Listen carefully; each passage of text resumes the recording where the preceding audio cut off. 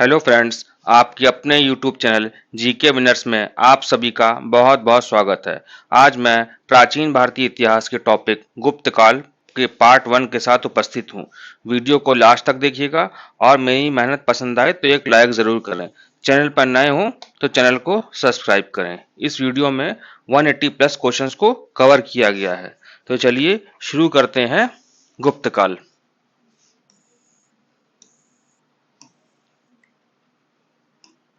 पहला क्वेश्चन है, गुप्त काल का समय कब से कब तक था? सही उत्तर है 319 ईस्वी से 540 ईस्वी तक।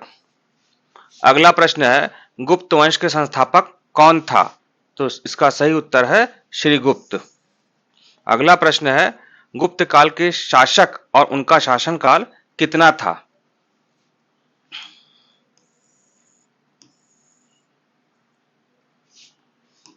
पहले जो शासक थे वो चंद्रगुप्त प्रथम। इनका शासनकाल 319 ईस्वी से 335 ईस्वी तक। नेक्स्ट जो है समुद्रगुप्त, इनका शासनकाल जो रहा है 335 ईस्वी से 375 ईस्वी तक।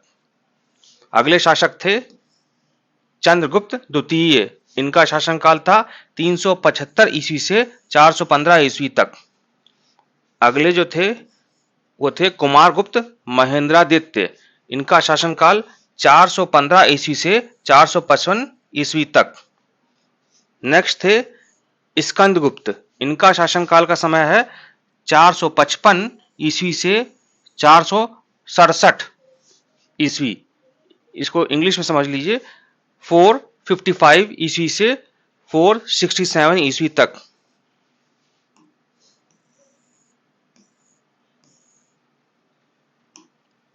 नेक्स्ट जो शासक थे वो पुरुगुप्त, इनका शासनकाल था 467 ईस्वी से 476 ईस्वी तक। नेक्स्ट क्वेश्चन है, गुप्त किसके सामंत थे? सही उत्तर है कुषाणों के। अगला प्रश्न है, गुप्त शासन के दौरान ऐसा व्यक्ति कौन था जो एक महान खगोल विज्ञानी और गणितज्ञ था? सही उत्तर है आर्यभट्ट। अगला प्रश्न है, गुप्त शासकों की सरकारी ऑब्लिक दरबारी भाषा कैसी थी? सही उत्तर है संस्कृत।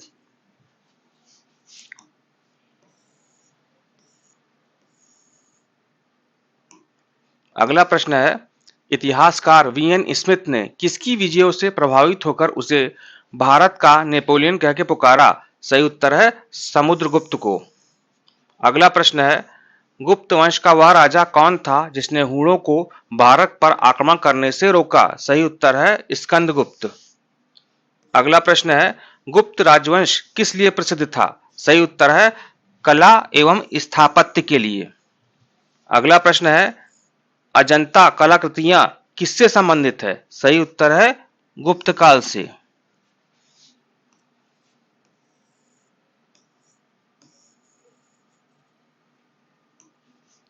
अगला प्रश्न है, कवि कालिदास किसके राजकवि थे? सही उत्तर है चंद्रगुप्त द्वितीय विक्रमादित्य। अगला प्रश्न है, अजंता चित्रकारी की विषय वस्तु किससे संबंधित है? सही उत्तर है बौद्ध धर्म से। अगला प्रश्न है, उत्तर गुप्त युग में जो विश्वविद्यालय प्रसिद्ध हुआ वह कौन सा था? सही उत्तर है नालंदा विश्वविद्यालय। अगला प्रश्न है, एरण अभिलेख का संबंध किस शासक से है? सही उत्तर है भानुगुप्त से।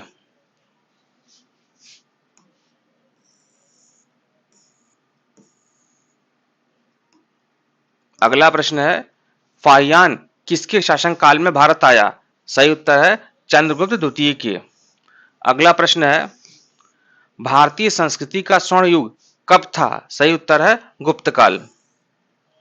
अगला प्रश्न है, फाहियान कहां का निवासी था? सही उत्तर है चीन का। अगला प्रश्न है, सेतु बंध का रचनाकार प्रवरसेन द्वितीय किस वंश का शासक था? सही उत्तर है वाकाटक वंश।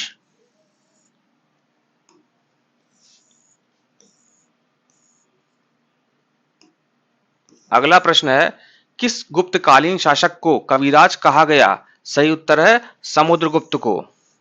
अगला प्रश्न है, स्कंदगुप्त को किस स्तंभ लेख में शक्रोपम कहा गया? सही उत्तर है कहोम स्तंभ लेख।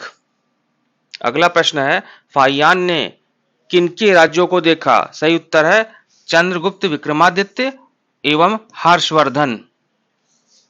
अगला प्रश्न है चंद्रगुप्त विक्रमादित्य के राज दरबार के नवरत्न में से एक जो कि प्रसिद्ध चिकित्सक थे वो कौन थे? सही उत्तर है धन्वंतरी।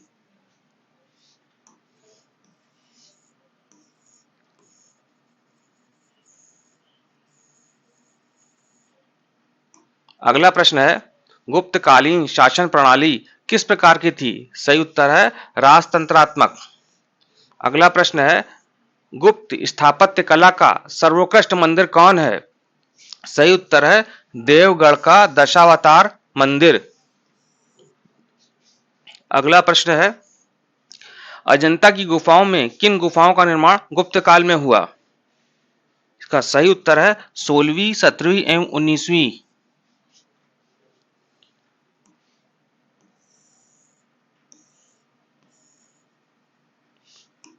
अगला प्रश्न है अमरकोश के लेखक अमर सिंह किस शासक के दरबार से जुड़े थे? सही उत्तर है चंद्रगुप्त द्वितीय। अगला प्रश्न है गुप्त संवत यानी 319 से 320 ईस्वी को प्रारंभ करने का श्रेय किसको दिया जाता है? सही उत्तर है चंद्रगुप्त प्रथम को। अगला प्रश्न है चंद्रगुप्त प्रथम ने गुप्त संवत का प्रारंभ किस उपलक्ष्य में किया? सही उत्तर है अपने राज्यारोहण के स्मारक के रूप में। अगला प्रश्न है नगरों का क्रमिक पतन किस काल की एक महत्वपूर्ण विशेषता थी? तो सही उत्तर है गुप्त काल की।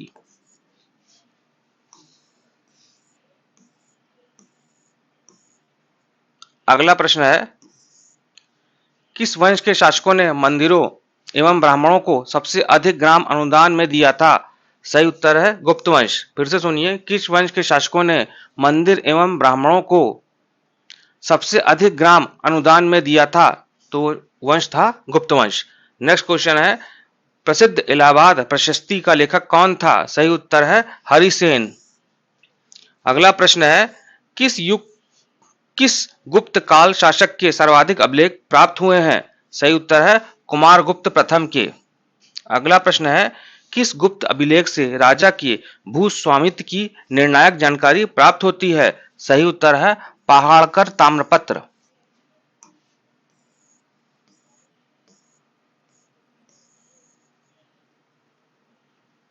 अगला प्रश्न है कौन सा चीनी धर्मयात्री प्रथम गुप्त शासक के बारे में कुछ जानकारी प्रदान करता है? सही उत्तर है इत्सिंग। अगला प्रश्न है चंद्रगुप्त द्वितीय प्रथम गुप्त शासक था जिसने चांदी के सिक्के जारी किए।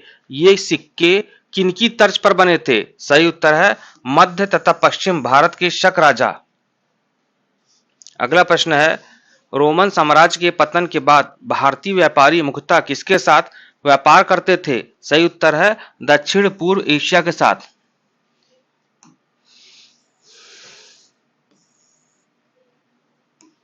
अगला प्रश्न है गुप्त काल में पूर्वी भारत में विषयों तथा गांवों के बीच की प्रशासनिक इकाई क्या थी? सही उत्तर है विथि। अगला प्रश्न है युग शब्द किसके लिए प्रयुक्त होता था? सही उत्तर है व्यवसायियों का एक वर्ग के लिए। अगला प्रश्न है किस ग्रंथ में सर्वप्रथम अधिकारियों की सेवाओं के बदले भूमि अनुदान की बात कही गई है? मनुस्मृति में। अगला प्रश्न है गुप्तकालीन राष्ट्रीय आदेशों पर राज्य चिन्ह की एक मुहर में किसकी आकृति थी? सही उत्तर है गरुड़ की।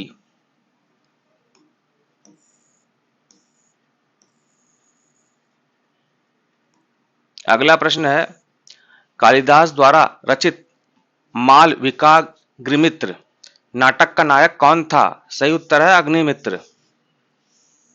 अगला प्रश्न है किस काल में स्त्रियों की पुरुष से बराबरी थी? सही उत्तर है गुप्त काल में। अगला प्रश्न है अजंता गुफाओं की जैसी गुफाएं मध्य प्रदेश में कहां है? बाघ धार में।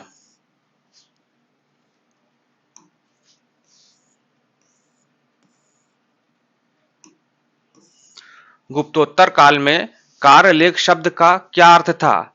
सही उत्तर है इसका भूमि संबंधित निजी समझौता। अगला प्रश्न है यूरोपीय भाषा में अनुवादित प्रथम भारतीय ग्रंथ कौन सा है? सही उत्तर है कुमार संभवम। अगला प्रश्न है सती प्रथा का पहला उल्लेख कहां से मिलता है? सही उत्तर है एरण अभिलेख से। अगला प्रश्न है गुप्त राजा जिनके विक्रमादित्य की पदवी ग्रहण की थी। गुप्त राजा जिसने विक्रमादित्य की पदवी ग्रहण की थी। सही उत्तर है चंद्रगुप्त द्वितीय।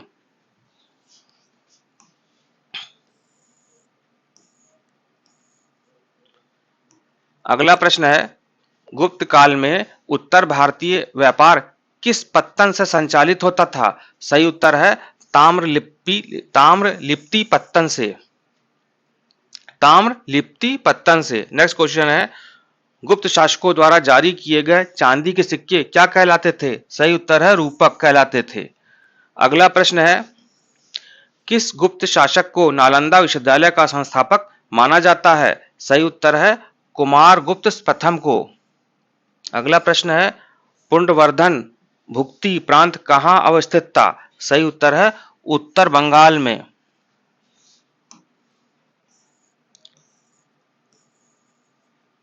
अगला प्रश्न है वह प्रथम भारतीय विद्वान कौन था जिसने गणित को एक पृथक विषय के रूप में स्थापित किया? सही उत्तर है आर्यभट्ट। अगला प्रश्न है तांबा का सिक्का जारी करने वाला पहला गुप्त शासक कौन था? सही उत्तर है रामगुप्त। अगला प्रश्न है कालिदास की किस कृति की गिनती विश्व की 100 प्रसिद्ध साहित्यिक कृतियों में होती है? सही उत्तर है अभिज्ञान शाकुंतलम।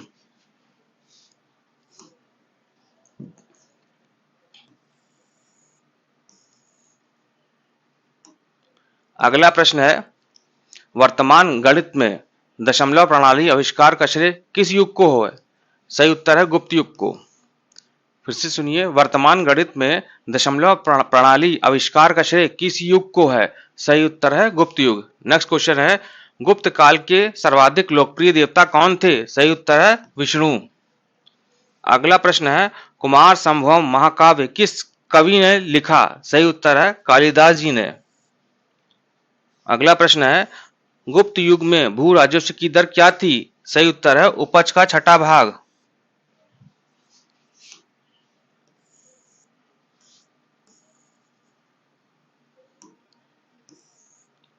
गुप्त वंश के किस शासक ने सबसे पहले महाधीराज की उपाधि धारण की? सही उत्तर है चंद्रगुप्त प्रथम ने। अगला प्रश्न है तोचारियन जो मौर्यों के पतन के बाद भारत आए और किस नाम से जाने जाते थे? सही उत्तर है शक के नाम से। अगला प्रश्न है गुप्त काल को प्राचीन भारत का क्लासिकल युग क्यों कहा जाता है? सही उत्तर है कला और साहित्य के क्षेत्र के अपने चरमोत्कर्ष पर पहुंचने के कारण।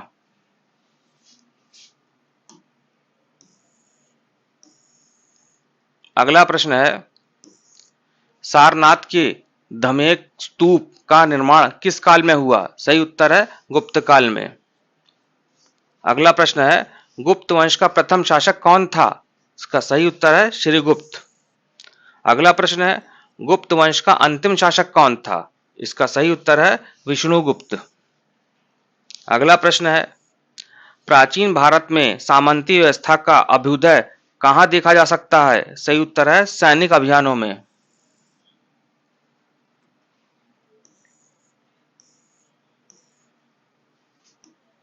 अगला प्रश्न है सामंती व्यवस्था का पर्याप्त विस्तार कब हुआ था? सही उत्तर है गुप्त काल में। अगला प्रश्न है चंद्रगुप्त के काल में विद्या कला साहित्य का महान केंद्र कौन सा था? सही उत्तर है उज्जैन। अगला प्रश्न है किस गुप्त शासक ने अपने सिक्कों पर अपने को वीणा बजाते हुए आकृति में अंकित करवाया था? सही उत्तर है समुद्रगुप्त। अगला प्रश्न है शून्य का आविष्कार किसने किया था? सही उत्तर है ब्रह्मगुप्त ने।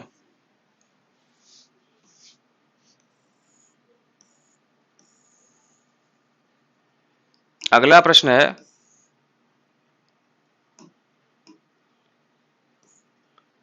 किस गुप्त शासक ने दक्षिणापथ में स्थित 12 राज्यों पर धर्म विजय किया? सही उत्तर है समुद्रगुप्त ने। अगला प्रश्न है, कुतुब मीनार के निकट स्थित लौह स्तंभ वैज्ञानिकों का ध्यान क्यों खींच रहा है? सही उत्तर है उसकी जंग रोधकता के कारण। अगला प्रश्न है, प्राचीन भारत में गुप्त काल से संबंधित गुफा चित्रांकन के केवल 2 उदाहरण उपलब्ध हैं। इनमें से एक अजंता की गुफाओं में किया गया चित्रांकन है। गुप्त काल के चित्रांकन का दूसरा अवशिष्ट उदाहरण किस स्थान पर उपलब्ध है? सही उत्तर है बाघ गुफाएं।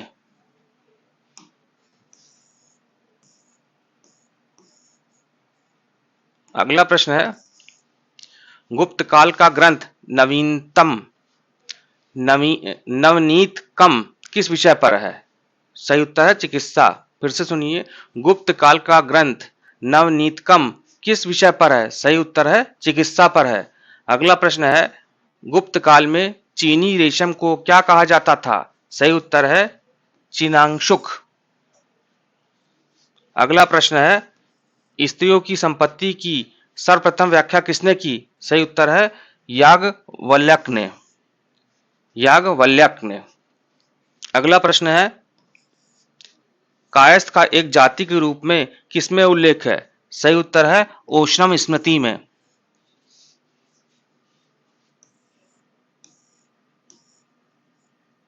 अगला प्रश्न है, देवदासी प्रथा का उल्लेख कहां मिलता है? सही उत्तर है मेघदूत तथा पुराणों में। अगला प्रश्न है, महान बौद्ध भिक्षु वसुबंधु को संरक्षण किस राजा ने दिया था? सही उत्तर है समुद्रगुप्त ने। अगला प्रश्न है, शिव के वाहन नंदी का चित्र किसके सिक्कों पर पाया गया है? सही उत्तर है स्कंदगुप्त के कुछ सिक्कों पर। अगला प्रश्न है, विष्णु शर्मा ने मूल पंचतंत्र की रचना किस काल में की थी? सही उत्तर है गुप्त काल में।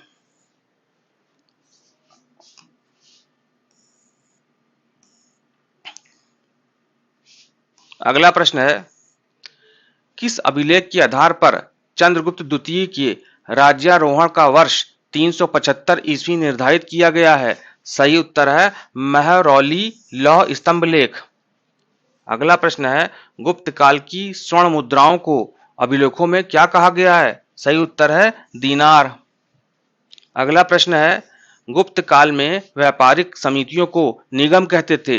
निगम के प्रधान को क्या कहते थे? सही उत्तर है श्रेष्ठी।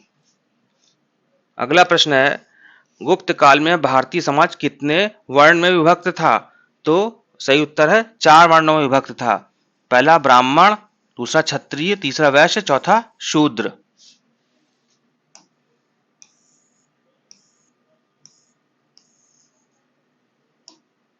अगला प्रश्न है, चंद्रगुप्त प्रथम ने कहां की राजकुमारी से विवाह किया था? सही उत्तर है लिच्छवी।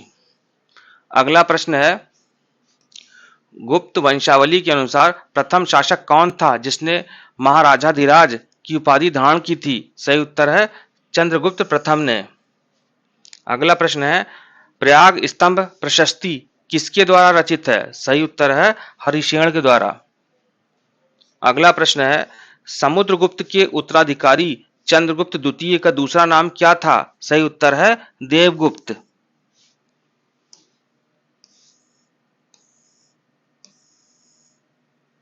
अगला प्रश्न है, बौद्ध साहित्य के अनुसार ब्राह्मण व्यापार वाणिज्य का कार्य भी करते थे। स्मृति ग्रंथों में इस वृत्ति को क्या कहा गया है? सही उत्तर है आपद धर्म।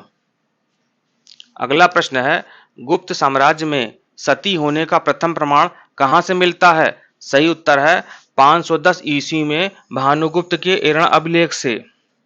अगला प्रश्न है, सीमा प्रांतों के प्रशासक कहलाते थे? सही उत्तर है गोप्त।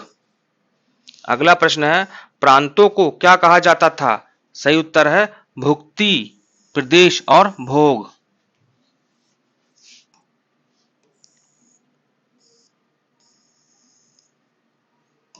अगला प्रश्न है, जिला या जनपद को क्या कहा जाता था? सही उत्तर है विषय कहा जाता था। अगला प्रश्न है, जनपद का प्रधान अधिकारी कौन होता था? सही उत्तर है विषयपति। अगला प्रश्न है, ग्राम प्रशासन की सबसे छोटी इकाई होती थी, इसका प्रमुख क्या कहलाता था? सही उत्तर है ग्रामिक। अगला प्रश्न है, अपनी विजयों के उपरांत समुद्रगुप्त ने अश्वमेध यज्ञ किया, इसकी जानकारी कहां से मिलती है? सही उत्तर है सिक्कों और उसके उत्तराधिकारी के अभिलेखों से। सिक्कों और उनके उत्तराधिकारियों के अभिलेखों से मिलती है।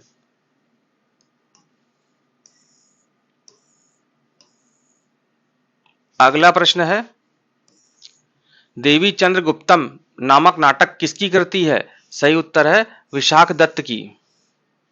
अगला प्रश्न है, काव्य मीमांसा के रचयिता कौन है? सही उत्तर है राजशेखर। अगला प्रश्न है, दक्षिण दिल्ली में महरौली स्थित लौह स्तंभ किस शासक की विजयों का उल्लेख करता है? सही उत्तर है चंद्र का।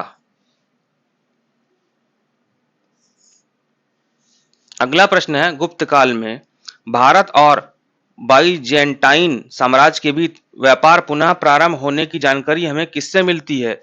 सही उत्तर है प्रोकोपियस से।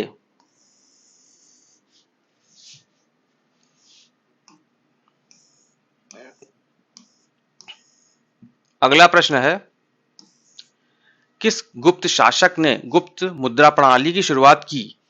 सही उत्तर है समुद्रगुप्त ने। अगला प्रश्न है, सर्वप्रथम किस गुप्त शासक ने चांदी के सिक्के जारी किए? सही उत्तर है चंद्रगुप्त द्वितीय। अगला प्रश्न है, गुप्त काल के सामान्यतः कितने अभिलेख उपलब्ध हैं? सही उत्तर है 42, 42। अगला प्रश्न है, गुप्त संवत कब शुरू हुआ? सही उत्तर है 319 ईस्वी से 320 ईस्वी। अगला प्रश्न है, गुप्त संवत किसने शुरू किया? सही उत्तर है चंद्रगुप्त प्रथम ने। अगला प्रश्न है, प्रशस्ति क्या है? तो प्रशस्ति राजा की प्रशंसा है।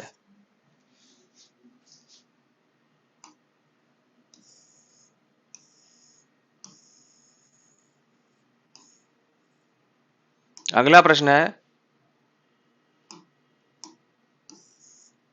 कौन सा अभिलेख कुमार गुप्त प्रथम को महाराज बताता है? तो इसका सही उत्तर है मन कुंवर बौद्ध प्रतिमा अभिलेख। फिर से सुनिए, कौन सा अभिलेख कुमार गुप्त प्रथम को महाराज बताता है? सही उत्तर है मन कुंवर बौद्ध प्रतिमा अभिलेख। अगला प्रश्न है, कौन सा अभिलेख लौह स्तंभ से प्राप्त हुआ है? सही उत्तर है महरौली प्रशस्ति। अगला प्रश्न है, कौन सा चीनी धर्मयात्री प्रथम गुप्त शासक के बारे में कुछ जानकारी प्रदान करता है? सही उत्तर है इत्सिंग।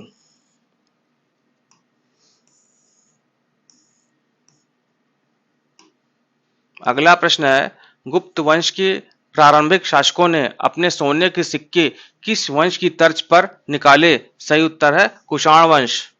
अगला प्रश्न है, कौन सा ग्रंथ गुप्त काल के लिए कौटिल्य के अर्थशास्त्र के समतुल्य है? सही उत्तर है कामदक का नीति सार। कामदक का नीति सार। अगला प्रश्न है, किस पुस्तक ने चंद्रगुप्त प्रथम के राज्यारोहण की जानकारी प्राप्त होती है? किस पुस्तक से होगा यहां? किस पुस्तक से चंद्रगुप्त प्रथम के राज्यारोहण की जानकारी प्राप्त होती है? सही उत्तर है कौमुदी महोत्सव। अगला प्रश्न है, प्रसिद्ध इलाहाबाद प्रशस्ति का लेखक कौन है? सही उत्तर है हरिसेन।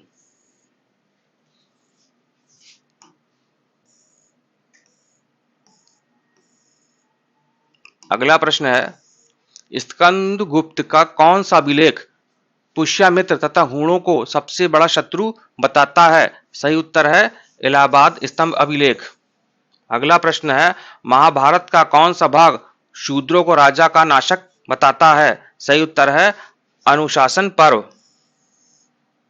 अगला प्रश्न है, किस गुप्त अभिलेख से राजा के भूस्वामित्व की निर्णायक जानकारी प्राप्त होती है? सही उत्तर है पहाड़पुर ताम्रपत्र।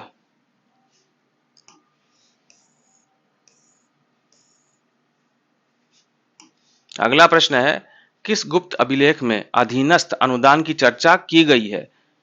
इसके द्वारा अनुदान प्राप्तकर्ता न सिर्फ उस भूमि पर स्वयं खेती कर सकता था, बल्कि किसी अन्य से भी करवा सकता था। सही उत्तर है स्कंदगुप्त का इंदौर स्तंभलेख। अगला प्रश्न है, किस अभिलेख के आधार पर चंद्रगुप्त द्वितीय के राज्यारोहण का वर्ष 375 ईस्वी निर्धारित किया गया है? सही उत्तर है मथुरा का स्तंभ अभिलेख।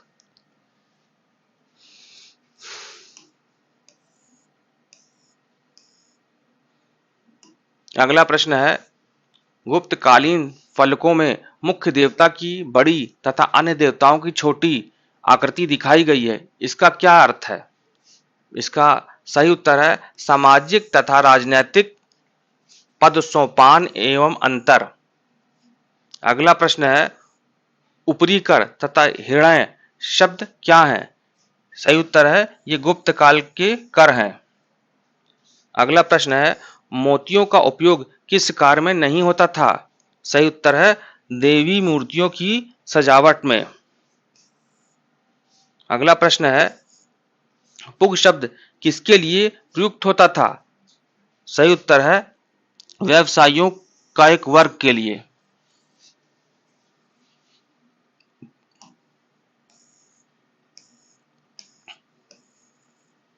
अगला प्रश्न है, गुप्त काल में खोट वाले सिक्के तथा सिक्कों की कमी किस बात की ओर संकेत करता है? सही उत्तर है व्यापार एवं वाणिज्य का पतन। अगला प्रश्न है, गुप्त काल में कौन सी श्रेणी प्रमुख नहीं थी? सही उत्तर है पत्थर के कारीगरों की। सही उत्तर है गुप्त काल में ब्राह्मणों की महत्वपूर्ण भूमिका किसके आधार पर ज्ञात होती है? इसका सही उत्तर है काफी बड़ी संख्या में भूमि अनुदान ब्राह्मणों को पुरोहित तथा अधिकारी को के रूप में दिए गए। फिर से क्वेश्चन को पढ़िए, समझिए। गुप्त काल में ब्राह्मणों की महत्वपूर्ण भूमिका किसके आधार पर ज्ञात होती थी? तो इसका सही उत्तर है काफी बड़ी संख्या में भूमि अनुदान ब्राह्मणों को पुरोहित तथा अधिकारी के रूप में दिए गए। अगला प्रश्न है, किस ग्रंथ में सर्वप्रथम अधिकारियों की सेवाओं के बदले भूमि अनुदान की बात कही गई है? सही उत्तर है मनुस्मृति।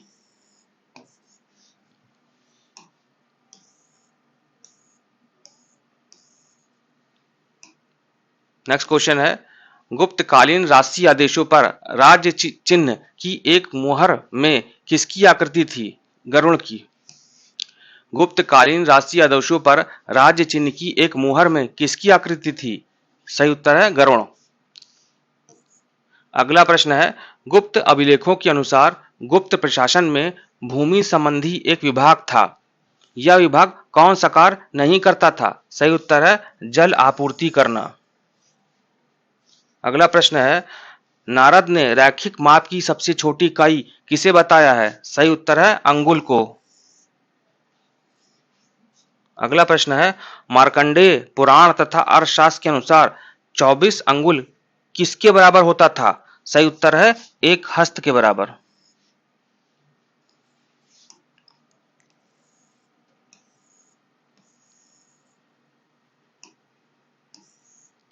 गुप्तकालीन बौद्ध शिक्षा का महान केंद्र कौन सा था? सही उत्तर है नालंदा विश्वविद्यालय। अगला प्रश्न है, दो महाकाव्य रामायण और महाभारत का संहिताकरण गुप्त काल के दौरान संभवतः किस शताब्दी में हुआ? सही उत्तर है 4वीं शताब्दी में। अगला प्रश्न है, किस गुप्त राजा का अन्य नाम देवगुप्त था? सही उत्तर है चंद्रगुप्त द्वितीय।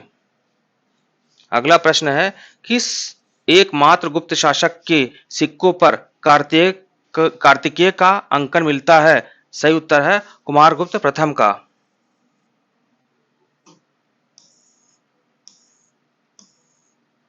अगला प्रश्न है, गुप्त साम्राज्य के पूर्वी भाग में माप की इकाई क्या थी? सही उत्तर है अध्यवाप, द्रोणवाप और कुप्यवाप। फिर से देखिए इस क्वेश्चन को, गुप्त साम्राज्य के पूर्वी भाग में माप की इकाइयां क्या थीं? तो सही उत्तर है अध्यवाप, द्रोणवाप और कुप्यवाप। अगला प्रश्न है, उदयगिरि गुफा अभिलेख का संबंध किससे है? सही उत्तर है शिव से। अगला प्रश्न है, जूनागढ़ अभिलेख का संबंध किससे है? सही उत्तर है विष्णु से। अगला प्रश्न है, इंदौर ताम्रपत्र का संबंध किससे है? सही उत्तर है सूर्य देवता से। अगला प्रश्न है, बिलसान स्तंभ अभिलेख का संबंध किससे है? स्वामी महासेन से।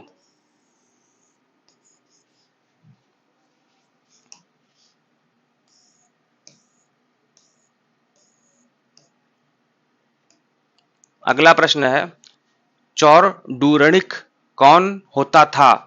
सही उत्तर है पुलिस महानिरीक्षक। फिर से सुनिए, चौड़ूरणिक कौन होता था? इसका सही उत्तर है पुलिस महानिरीक्षक होता था। सही उत्तर है। अब अगला प्रश्न, रलवटक कौन होता था? सही उत्तर है ये लेखाकार होते थे। अगला प्रश्न है, ताड़युक्तक कौन होता था? सही उत्तर है कोष अधिकारी गण। अगला प्रश्न है, ध्रुवादी कर्णिक कौन होता था? सही उत्तर है भूमि कर प्रभारी। अगला प्रश्न है, त्रिमूर्ति की अवधारणा का उदय कब हुआ? सही उत्तर है गुप्त काल में।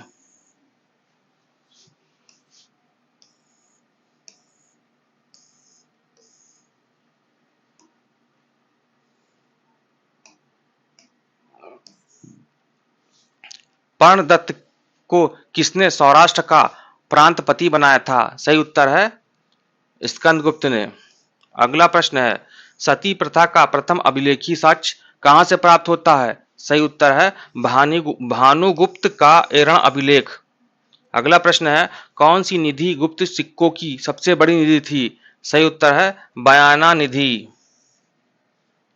अगला प्रश्न है, चीनी यात्री फाहियान की भारत यात्रा के समय गुप्त वंश का शासक कौन था? सही उत्तर है चंद्रगुप्त द्वितीय। चीनी यात्री फाहियान की भारत यात्रा के समय होगा। चीनी यात्री फाहियान की भारत यात्रा के समय गुप्त वंश का शासक कौन था? सही उत्तर है चंद्रगुप्त द्वितीय।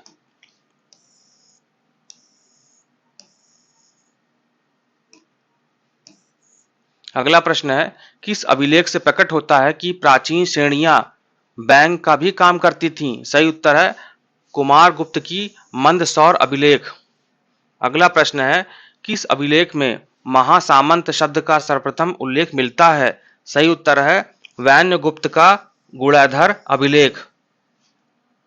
अगला प्रश्न है, गुप्त नरेश चंद्रगुप्त द्वितीय की दूसरी राजधानी कौन सी थी? सही उत्तर है उज्जैन।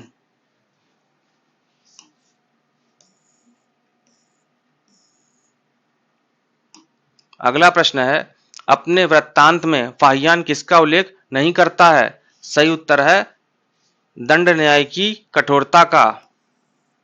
अगला प्रश्न है, पुंड्रवर्धन भुक्ति कहां अवस्थित थी? सही उत्तर है उत्तर बंगाल में।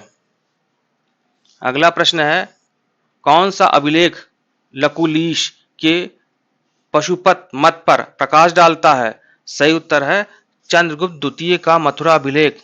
फिर से पढ़िए इस क्वेश्चन को, कौन सा अभिलेख लकुलीश के पाशुपत मत पर प्रकाश डालता है? सही उत्तर है चंद्रगुप्त द्वितीय का मथुरा अभिलेख।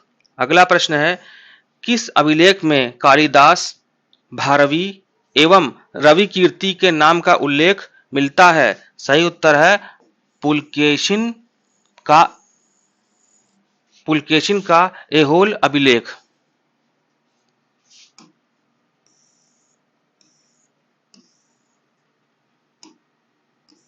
अगला प्रश्न है, चीनी यात्री इत्सिंग के अनुसार गुप्त शासक श्रीगुप्त ने किस स्थान पर चीनी बौद्ध तीर्थ यात्रियों के लिए एक मंदिर का निर्माण कराया था? सही उत्तर है मृग शिखनन। अगला प्रश्न है, गुप्त काल में भारत का सर्वाधिक व्यापार संपर्क किससे था? सही उत्तर है दक्षिण पूर्व एशिया के साथ। अगला प्रश्न है, मालवा एवं गुजरात में चंद्रगुप्त ने जिस शक्ति का दमन किया वह कौन थी? सही उत्तर है शकों की। अगला प्रश्न है, कुमार देवी ने धर्मचक्र जिन विहार कहाँ बनवाया था? सही उत्तर है नालंदा में। फिर से देखिए इस क्वेश्चन को, कुमार देवी ने धर्मचक्र जिन विहार कहाँ बनवाया था? सही उत्तर है नालंदा में।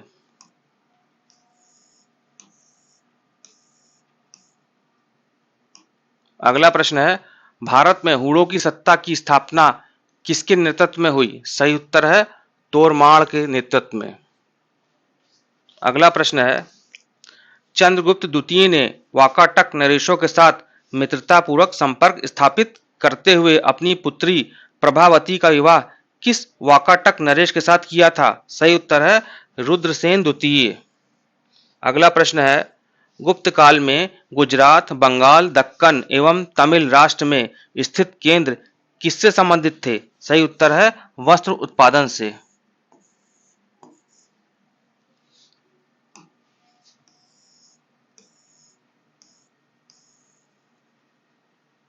अगला प्रश्न है, बाल विवाह की प्रथा किस काल में प्रारंभ हुई? सही उत्तर है गुप्त काल में। अगला प्रश्न है, गुप्त काल में राज्य की आमदनी का मुख्य स्रोत क्या था? सही उत्तर है भूमि कर। अगला प्रश्न है, कला के किस क्षेत्र में गुप्त काल में असाधारण उन्नति हुई? सही उत्तर है चित्रकला के क्षेत्र में। अगला प्रश्न है, महरौली के लौह स्तंभ में किस शासक का नाम है? सही उत्तर है चंद्रगुप्त का। अगला प्रश्न है, चीनी यात्री फाहियान के यात्रा विवरण के संबंध में यह उल्लेखनीय है कि वह किस वंश के शासकों का उल्लेख नहीं करता? सही उत्तर है गुप्त वंश के शासकों का।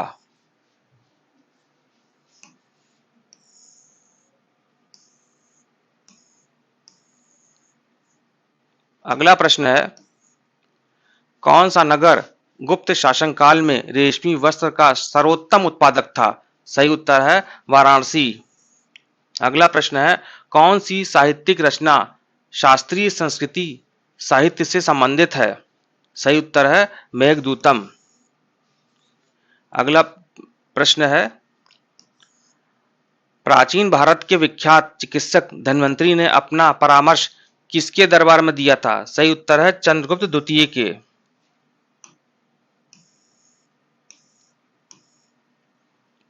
अगला प्रश्न है, युग शब्द किसके लिए प्रयुक्त होता था? सही उत्तर है भूमि अनुदान प्राप्तकर्ताओं का एक वर्ग था। अगला प्रश्न है, गुप्त काल में स्त्रियों की स्थिति में गिरावट का पता कैसे चलता है? इसका सही उत्तर है संपत्ति के अधिकार का अभाव। अगला प्रश्न है, गुप्त शासकों द्वारा जारी किए गए अधिकांश सिक्के किस धातु के थे? सही उत्तर है स्वर्ण के। अगला प्रश्न है, हूणों का उल्लेख किस अभिलेख में हुआ है? सही उत्तर है स्कंदगुप्त के भीतरी स्तंभ लेख में।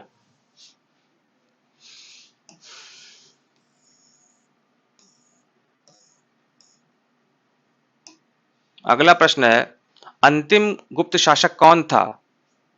सही उत्तर है विष्णुगुप्त तृतीय।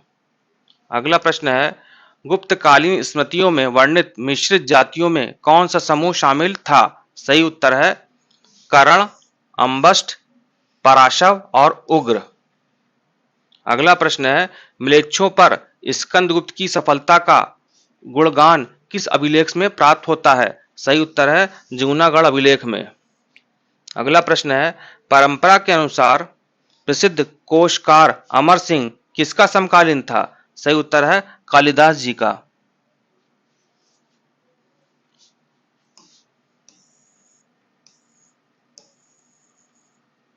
अगला प्रश्न है, इलाहाबाद के स्तंभ लेख में हरिशेन ने किसकी प्रशंसा की थी?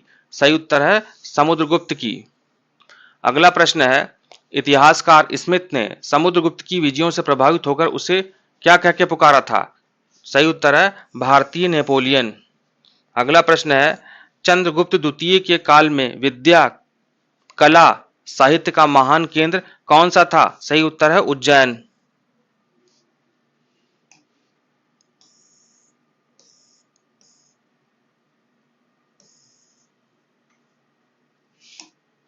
अगला प्रश्न है, चंद्रगुप्त द्वितीय को विक्रमादित्य क्यों कहा गया? सही उत्तर है उसकी उज्जैन शासकों पर विजय के फलस्वरूप। अगला प्रश्न है शक्रादित्य किसकी उपाधि थी? सही उत्तर है स्कंदगुप्त की। अगला प्रश्न है कांची का कैलाश मंदिर जिसके द्वारा स्थापत्य की द्रविड़ शैली का उद्भव होता है किसके द्वारा बनवाया गया था? सही उत्तर है नरसिंह वर्मन द्वितीय के द्वारा। अगला प्रश्न है खगोल शास्त्र में गुप्त काल में सबसे प्रसिद्ध नाम किसका है? सही उत्तर है आर्यभट्ट जी का है।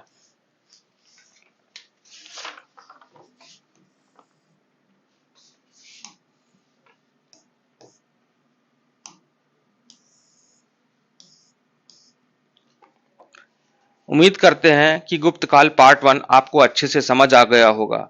आप लोग रिवीजन करते रहें। मिलते हैं नेक्स्ट वीडियो में गुप्त काल पार्ट 2 के साथ। Good day, take care.